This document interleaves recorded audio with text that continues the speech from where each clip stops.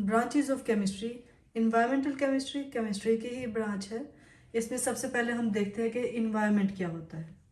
Environment हमारे पास soil, water, air यानी हवा, पानी, मिट्टी, ये मिल के हमारा इन्वायरमेंट बनाती है। अब कोई भी प्रोसेस या फिर कोई भी फिनोमिना यानी कोई केमिकल या बायोकेमिकल फिनोमिना जो इस प्लेनेट अर्थ पे हो रहे हैं, जब हम उसको स्टडी करते हैं तो उसे हम इन्वायरमेंटल केमिस्ट्री कहते हैं। अब केमिकल फिनोमिना या बायोकेमिकल फिनोमिना में जो प्रोसेसेस है, जो रूट है, उसमें जो केमिकल स्पीशी का जो सोर्स है, यानी कि वो कहाँ से ओरिजिनेट हुआ है, उसके केमिकल स्पीशी का जो रिएक्शन है वो क्या है, और उसके इफ़ेक्ट केमिकल स्पीशी का या फिर उसका फेट्स, क्या उसका एंड रिज़ल्ट क्या है। जब ये सारे रूट को या सारी प्रोसेस को जब हम एयर, वाटर या सॉइल इन्वायरमेंट में पढ़ते हैं तो उसे हम इन्वायरमेंटल केमिस्ट्री कहते हैं। इस सारी स्टडी के बगैर हम जो इंसान के असरात हैं माहौल पे, उसको नहीं पढ़ सकते, उसको नहीं समझ सकते।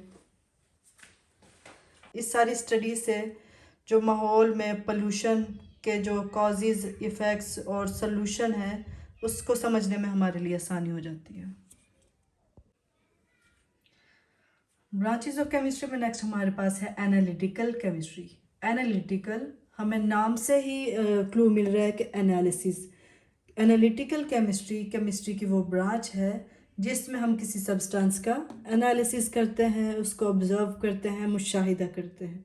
अब केमिस्ट्री में हम किसी सब्सटेंस को या फिर मटेरियल थिंग्स में जो कंपोनेंट्स हैं उसको हम कैसे एनालाइज करते हैं, वो हम एनालाइज करते हैं कि किसी मटेरियल थिंग्स में जो कंपोनेंट्स हैं उसको हम किस तरह से सेपरेट करते हैं, उसको हम आइडेंटिफाई कैसे करते हैं उस कंपोनेंट को मटेरियल थिंग्स में, और उसकी जो कंसंट्रेशन है इस कंपोनेंट्स की, उसको हम कैसे डिटरमिन करते हैं, उसको कैसे मालूम करते हैं कि उसमें मटेरियल थिंग में उसकी कंपोनेंट की क्या कंसंट्रेशन है।